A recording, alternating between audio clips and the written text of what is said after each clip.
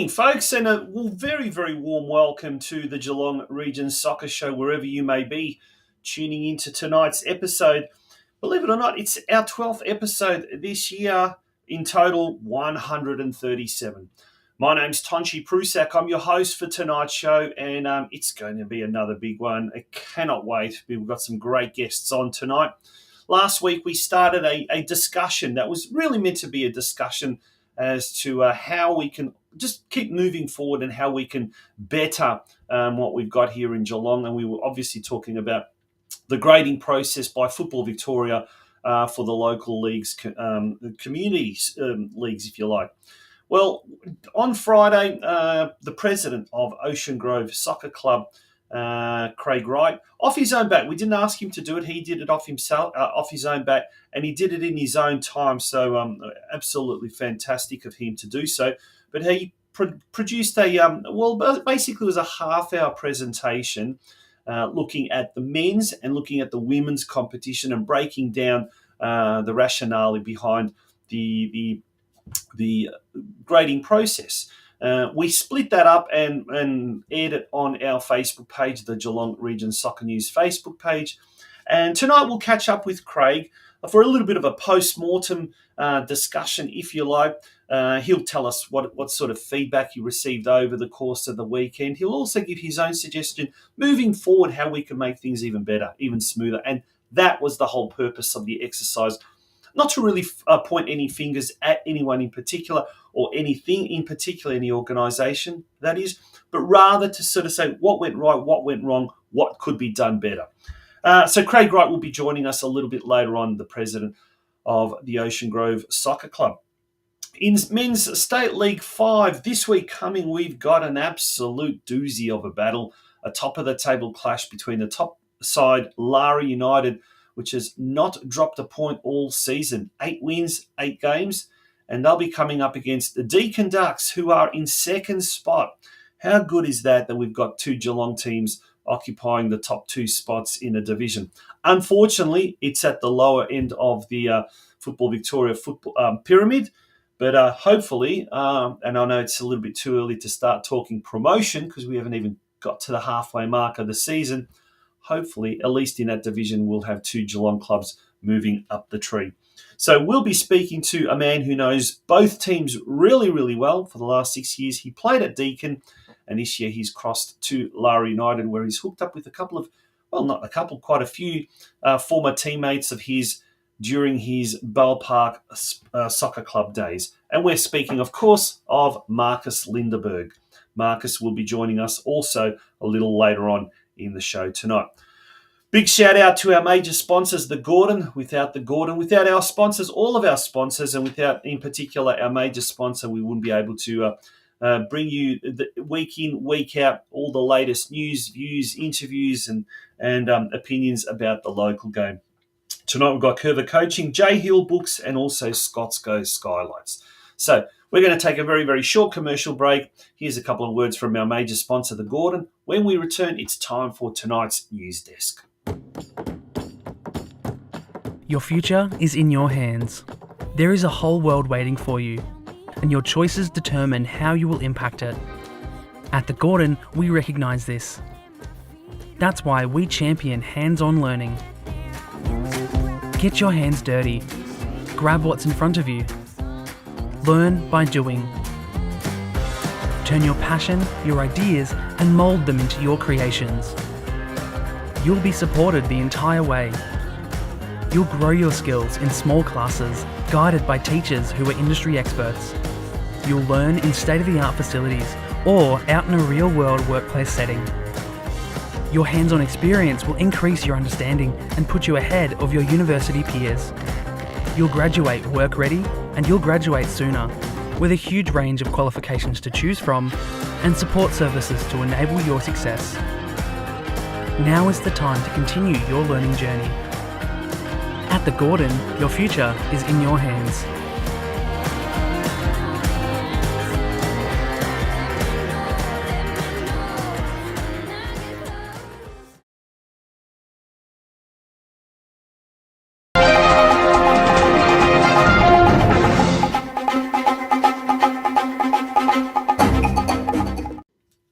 Time for the news desk, and let's start off by recapping the last week of what has happened in the media. And it's been a bumper week of soccer coverage in the local papers. All three of the local papers had quite a fair bit of coverage. Starting off with the Geelong Advertiser last Tuesday in the junior sport, there was a double-page spread there, or virtually a double-page spread covering the junior kids. That was great to see. Then in Saturday's edition, there was 3 full pages of soccer. Okay, not local, but Australian soccer, so that's important.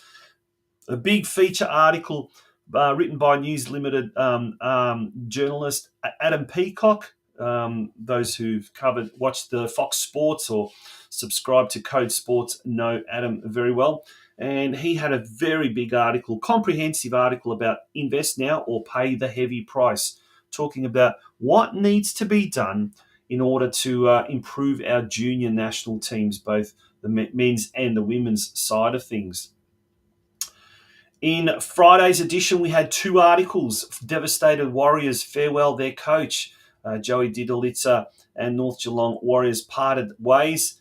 And Coasters to keep on firing, top of the table clash.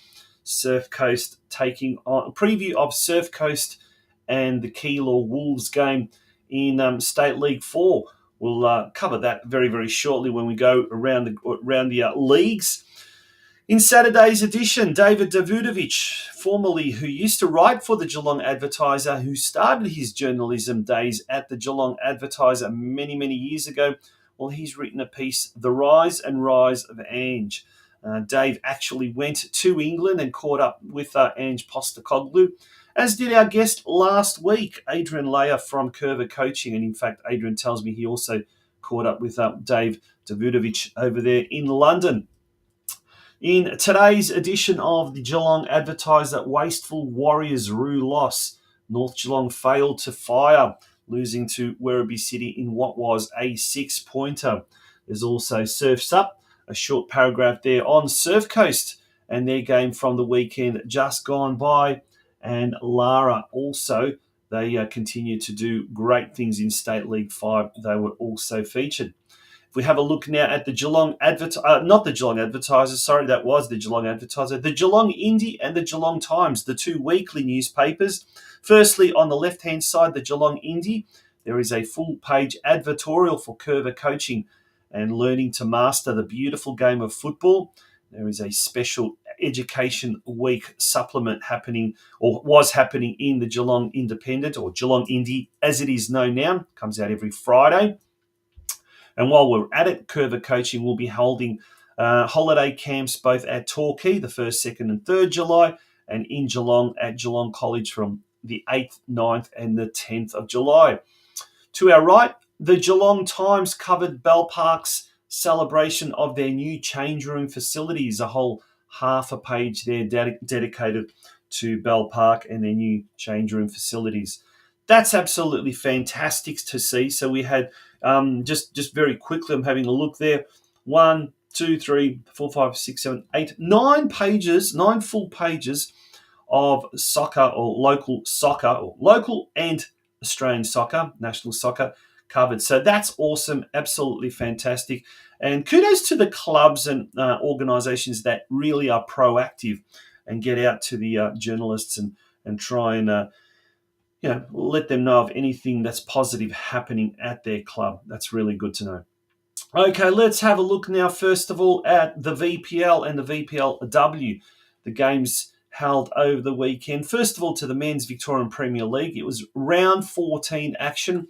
North Geelong Warriors came up against Werribee City at Alco Park, and as we said, it was a 6-pointer. Unfortunately for the home side, it was Werribee City that came away with the win, a 2-1 win. Sonny Brimmer scored in the 85th minute, a consolation goal. The bright element of this game for North Geelong was the fact that there was like no less than 5 17-year-olds who took part in this game at one stage or another. There was also a 6th one, Zach Storchich, who was on the bench, but he didn't come on. I'll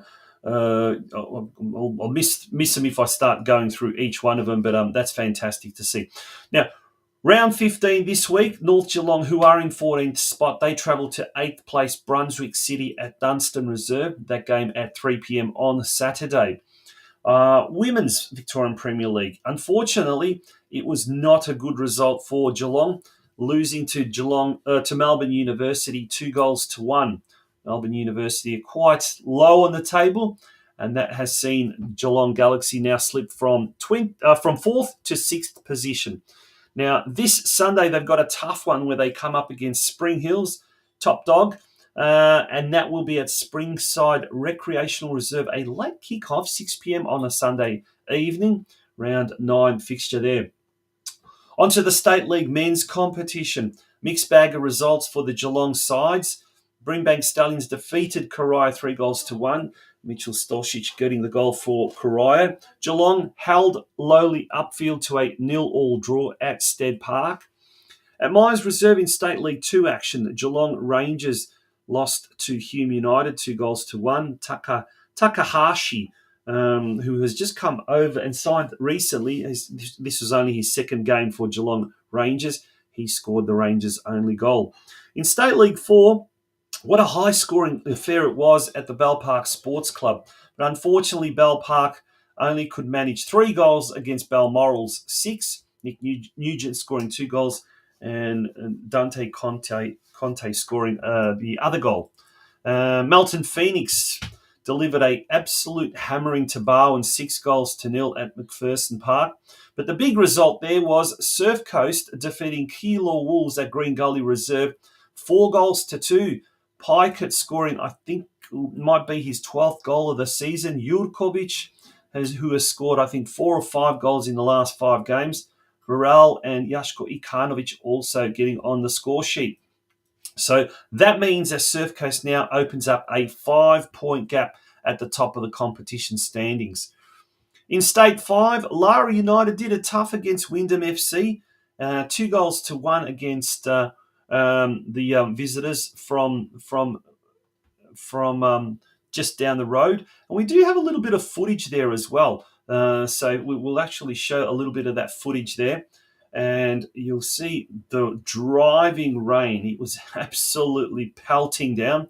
It was a Tristan McGrath penalty that got Lara off the mark. And then Oscar Mayondo coming on later in the game in the second half. He scored the winner for the home side. It extends their unbeaten run now to 8 games, 8 wins from 8 games. So well done to everyone at Lara involved. They've got a tough game this week when they come up against Deakin Ducks. Deakin Ducks defeated ETA Buffalo Club 3-1. And Sam Wyeth scored a hat-trick. He has really been in red-hot form this year. I think he scored something like 9 or 10 goals, if I'm not mistaken. So he's in red-hot form. Ocean Grove came up against Spring Hills. They held Spring Hills to a 1-1 draw. And Luke Jester scoring now, I think this is his 3rd or 4th consecutive week that he has scored a goal. So the youngster is in absolute dynamic form. We turn our attention now to the results of the state women.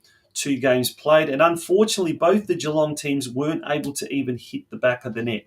North Geelong Warriors in State 1 came up against the might of Avondale FC, currently on top and currently undefeated. The Avengers easily defeated North Geelong 4-0. In State League 2 Northwest, Geelong Rangers hosted Westgate, and the Rangers, they too could not muster a win in this encounter, losing to Westgate 3-0, and Westgate are also undefeated. They are, I think, in second position after St Albans Dynamo, but they do have a game in hand.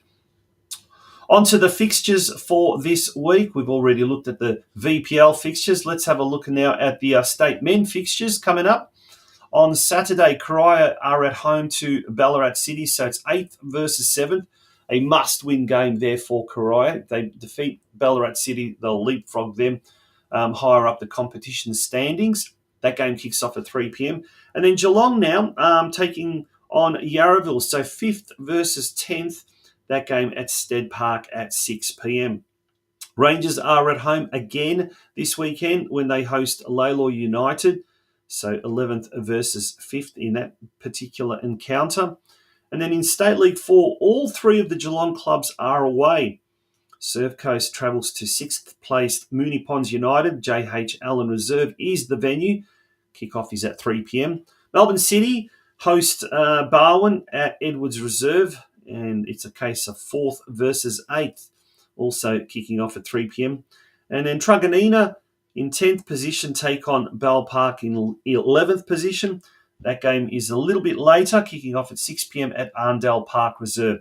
Now, this is a must-win game for Bell Park. It's games like these that they really need to win if they harbour any hope of being able to, if they're able to get out of that dreaded relegation zone.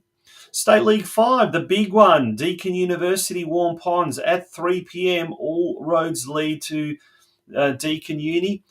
This Saturday, when the second place Deakin Ducks take on Lara United. There is 8 points difference between these two teams, but Deakin Ducks do have a game in hand. So a win on Saturday and then a win in their catch-up game or their outstanding game would mean that they would reduce that gap to just 2 points. So it's a must-win game for both these teams.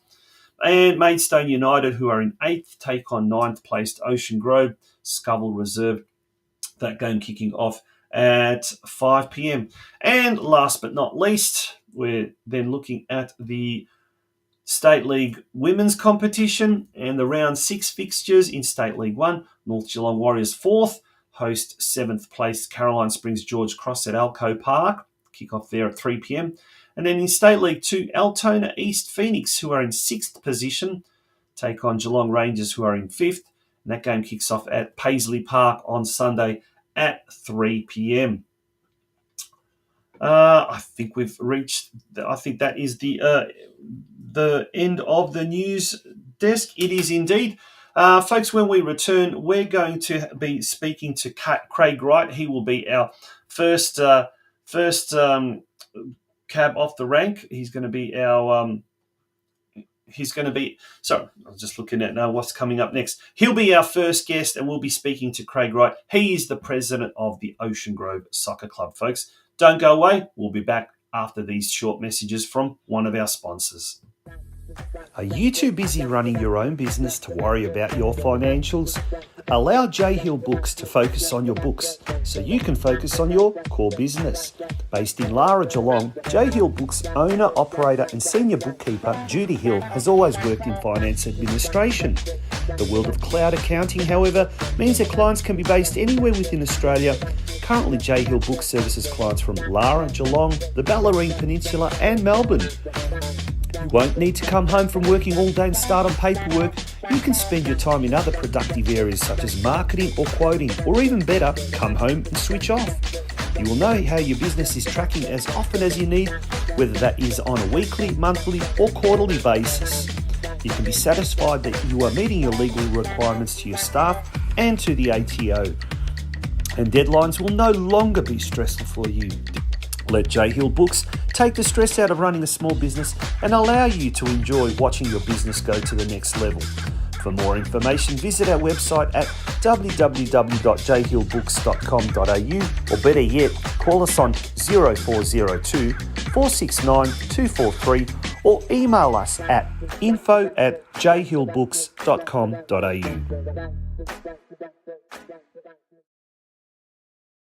As the first solar tube skylight installer in Victoria, Scotsco Skylighting has nearly 30 years of experience and offers a variety of services including custom-made skylights, high-quality Velux skylights and a variety of solar tube daylighting systems. The benefits of having the skylight in your home are many. They let natural light into your space, and with that light comes solar heat, improving your mood and even helping with performance in workplaces. Plus, heating your home with sunlight can save on heating costs during the chilly seasons. Cosmetic changes like skylights can add equity into your home, and, similar to adding mirrors on the walls, skylights can make a room feel bigger and more spacious. It's about time you enjoyed all these benefits plus more. So what are you waiting for? To get a free daylight assessment and installation quote, call our founder and owner Adrian Begg on 0409 823 177 or visit our website at www.scotsgoskylights.com.au. Scotsgo Skylighting is proudly Geelong owned and operated.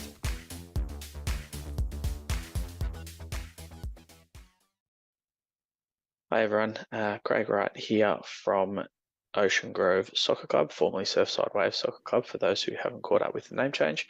But I'm here to talk about the 2024 Geelong competition structure and the groups that have just been released for the remainder of the year this week, and give a sort of an overview and an update of someone who's been involved with the GRC in developing these guidelines and the structure, and also some of the issues that have popped up from Football Victoria, and then put my own sort of spin and opinion into what's happened here.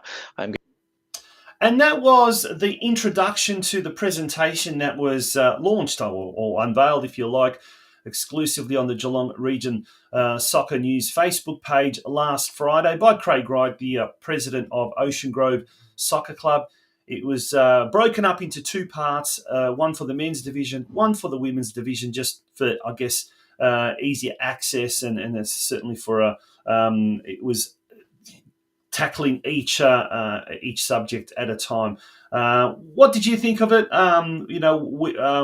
Here's a chance to really find out a little bit more about what Craig was, what his intentions were, and to clarify some of the things that were happening. And what better way than to find out from the man himself? And it's an absolute pleasure to bring Craig Wright onto the Geelong Region Soccer Show. Craig, thank you for joining us again. Hey, Tonchi, thanks very much for having me on. It's only been a week or two since I was on, so thanks for giving me the time again. Yeah, now, mate, on behalf of everyone, I think the Geelong football community, congratulations and thank you for going out of your time to produce that presentation and to clarify things.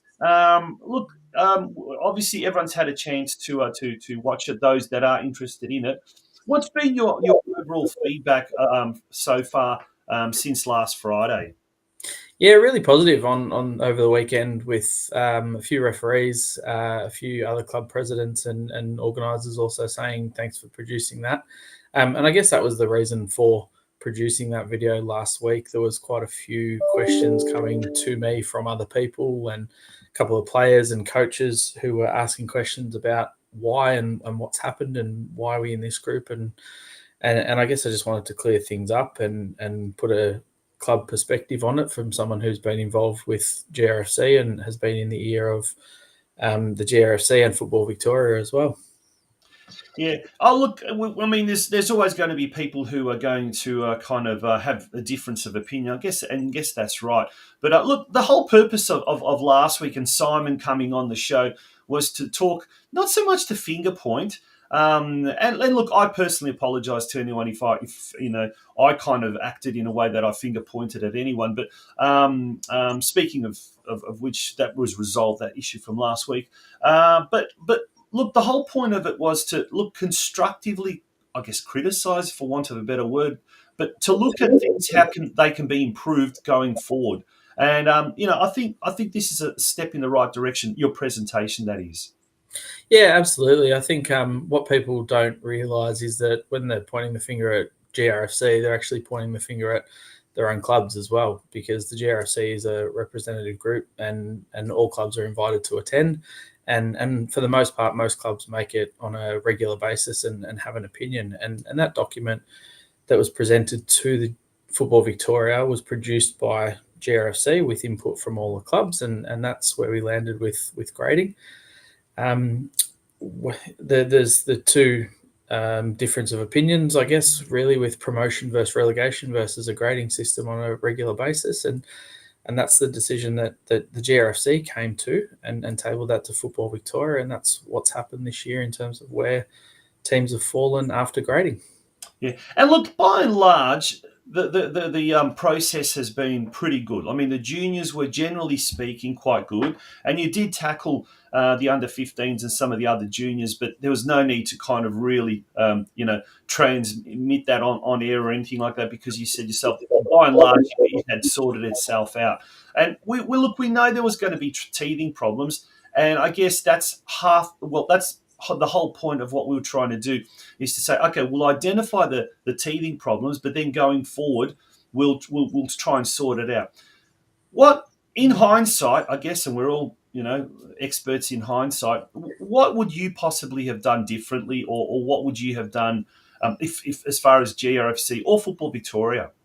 Yeah, I guess it's a very, very tight time frame going from grading on the Saturday, Sunday, finishing the games, and then trying to get out fixtures for the following week. I know the Metro competition, the Metro Junior competition, has a week off this weekend just gone in terms to regrade and redo the fixtures. And perhaps that's something that Geelong needs to look at for next year, to give Football Victoria that time to actually produce fixtures. But also, I think that document was never meant to be so black and white in terms of this team finishes top. And I think Simon and Mike touched on that in their presentation. They did indeed. 2 weeks ago, where if there are some anomalies, come together with the GRFC, talk to the clubs and the representatives involved with the GRFC and iron out some of those anomalies. And again, you might not get the perfect outcome. You might not get the best outcome for your club or your team, but at least the GRFC, Football Victoria have worked together to come up with a structure that everyone's happy with. Yeah, if we quickly have a look at the results on the weekend, and we already had a look at the results in the news section, but there we go. Look, there's some of the results there. Men's Division 1 and Men's Division 2. By and large, pretty even. There are a few big losses. Armstrong United against Geelong Rangers. But putting that into perspective, Armstrong United was a grand finalist last year. Geelong Rangers were propping up the bottom of the table. That was last year. We don't have results for those other games at the time of recording this interview. Then in Division 2, we had FC Leopold defeat Golden Plains 9-0. But apart from that, the rest of those were not too bad, actually. Like, they were fairly close. We then have a look at Men's Division 3.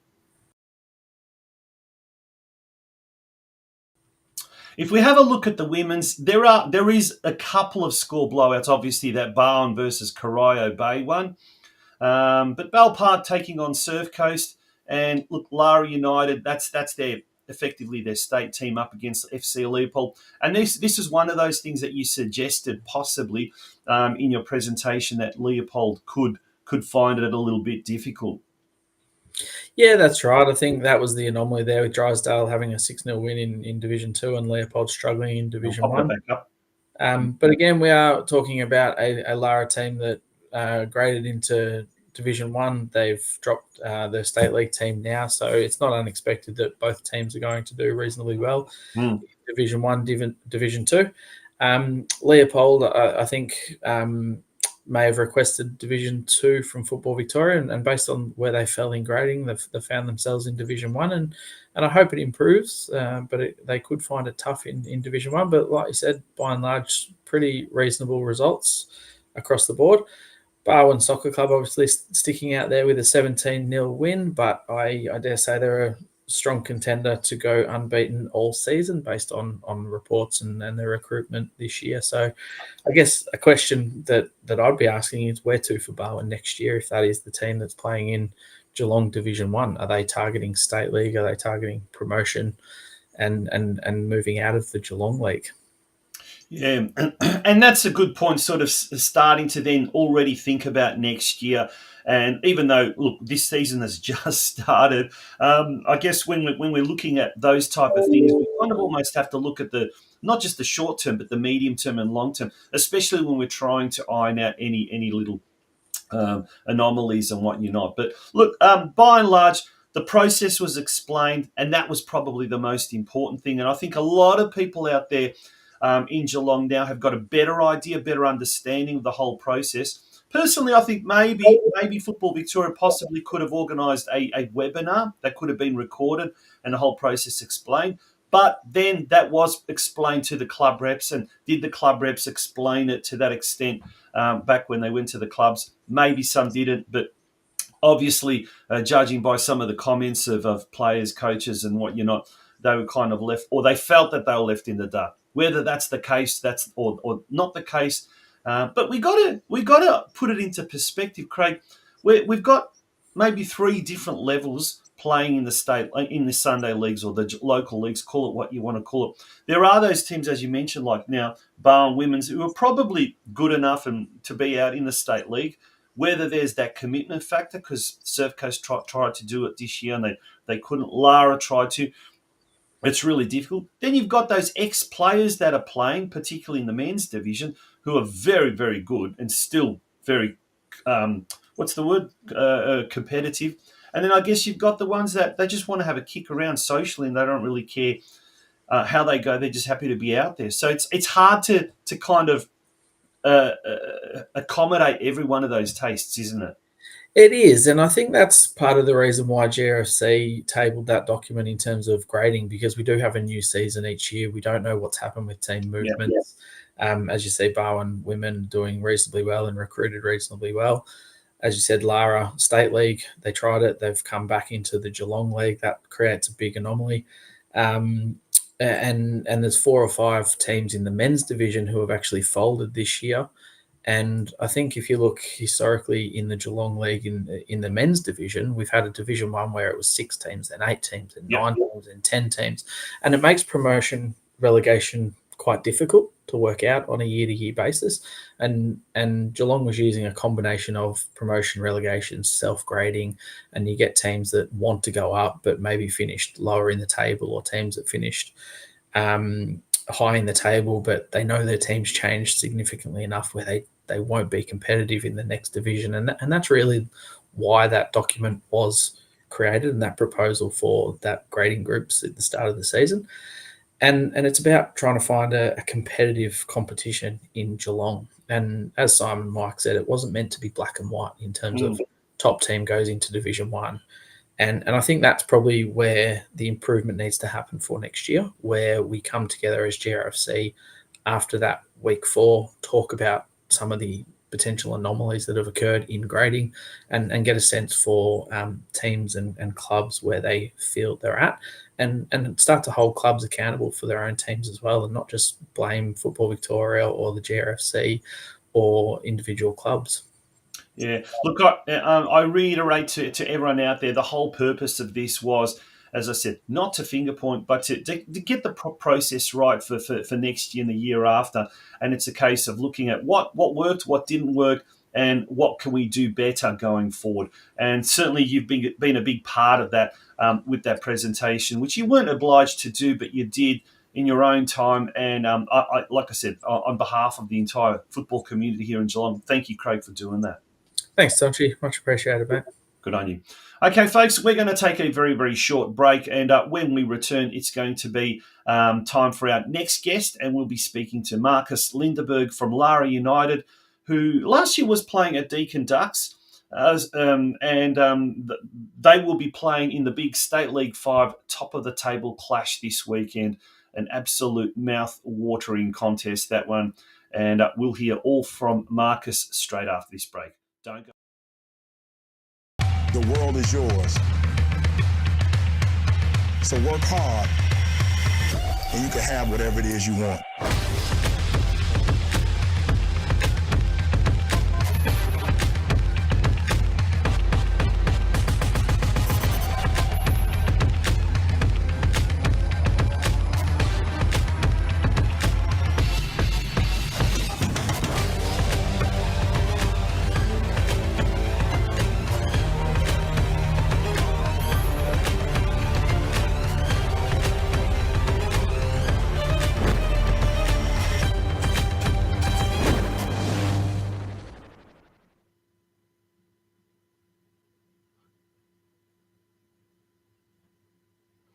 Welcome back to the Geelong Region Soccer Show, and it is time now for our next guest. And he certainly knows both teams that are going to be playing off in the State League 5 top of the table clash this coming weekend.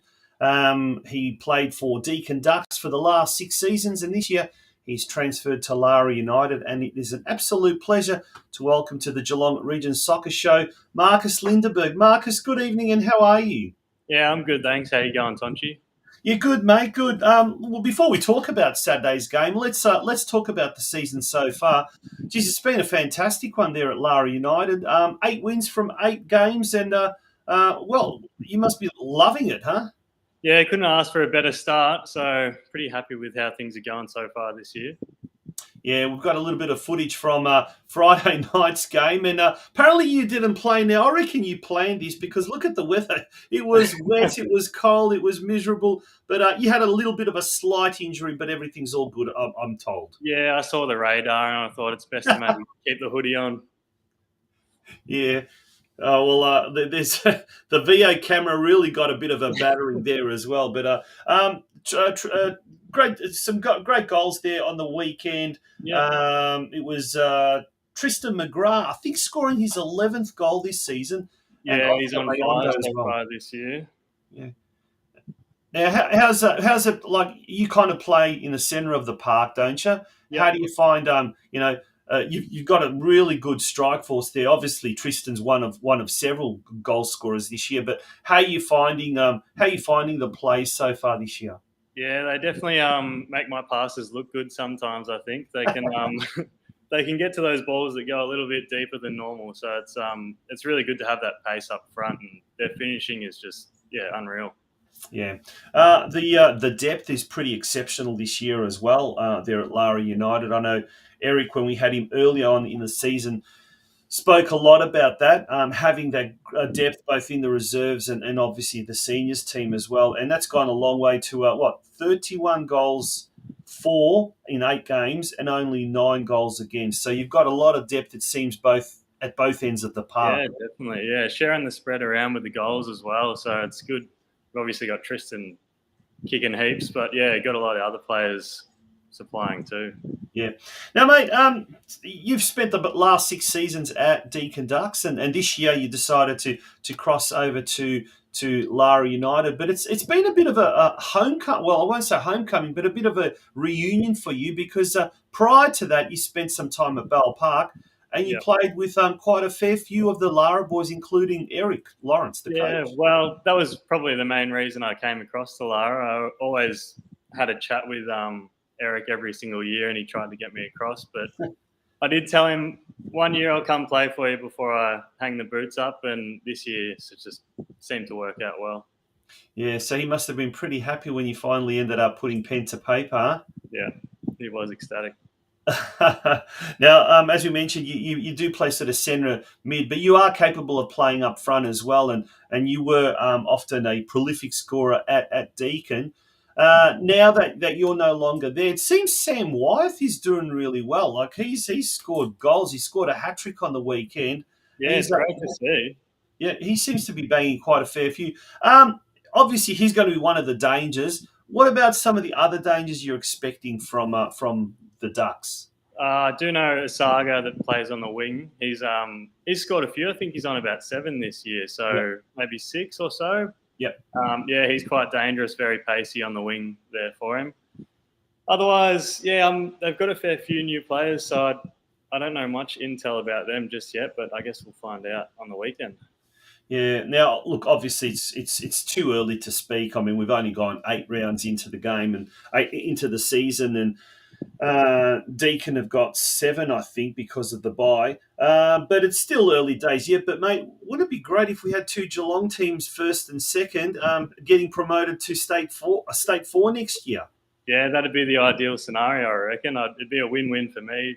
Deakin still go up, and I get to go up as well. That'd be a dream. Yeah.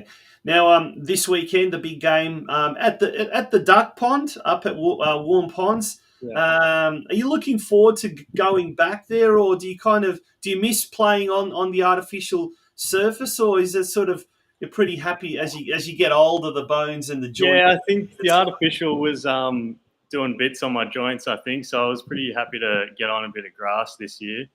But yeah, I do miss playing up there. It is a good environment, and the pitch obviously is perfectly flat, so there's always a plus in that side.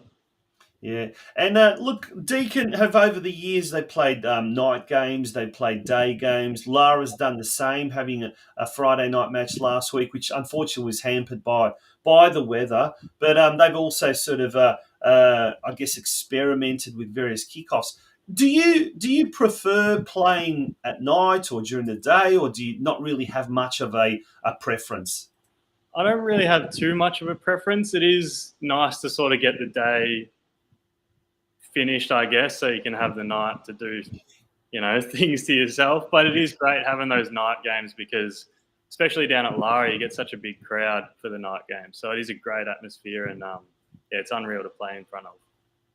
Yeah, that's for sure. Now, obviously, this Saturday isn't going to be a night game. That's going to be 3 p.m. there at Deakin University in Warm Ponds. A very, very important game. Obviously, it'll be your ninth game. So you've already now almost played all the teams once in the competition, in the division. Obviously, Deakin University, they're going to be a big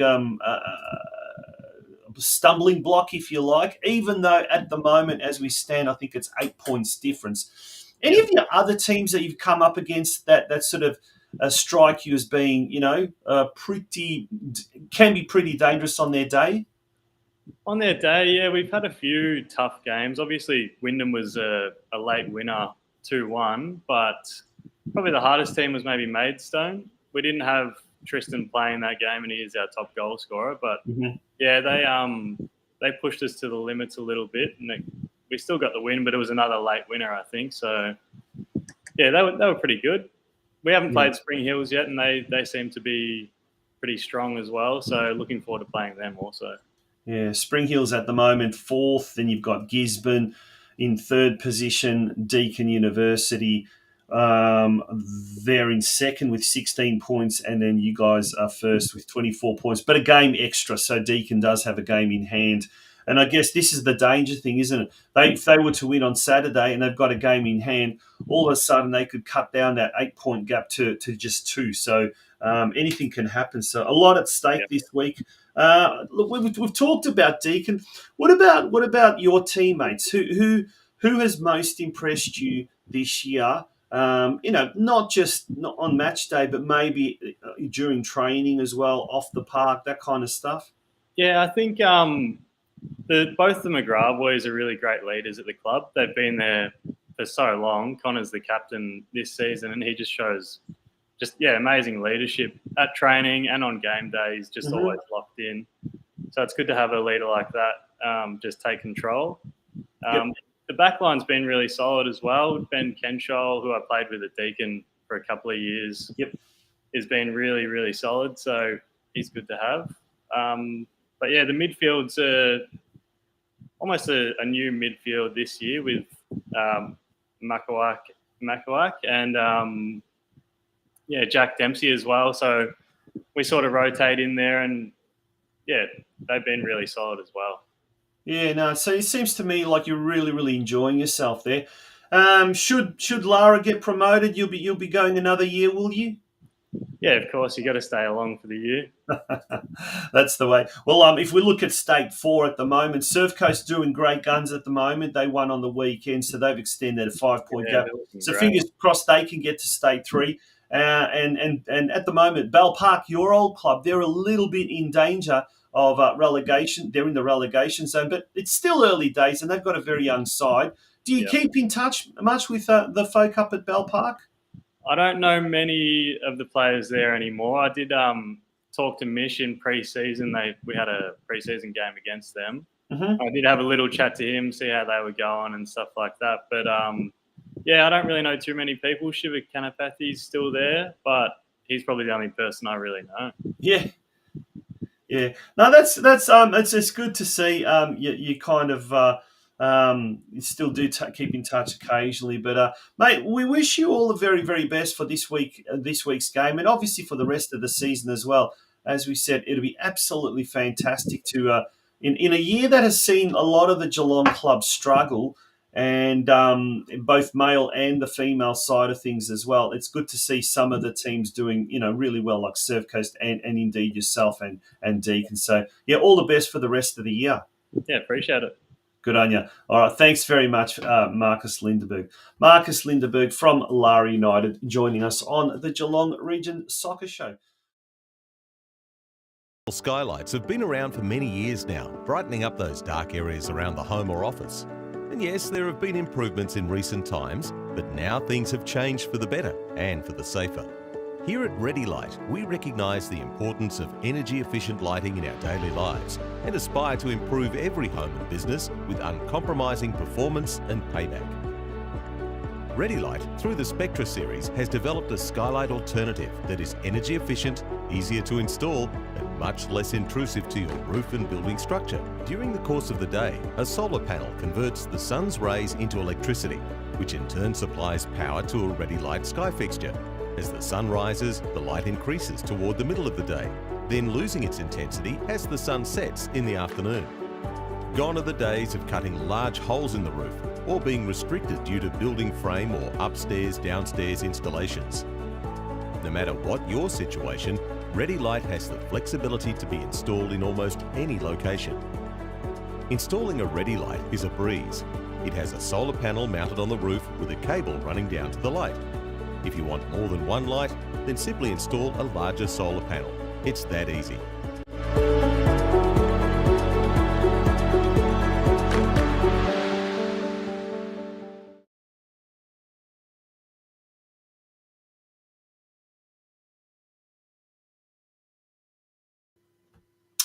And that, folks, brings us to the end of tonight's show. Thank you to Craig and to Marcus for coming on tonight's show.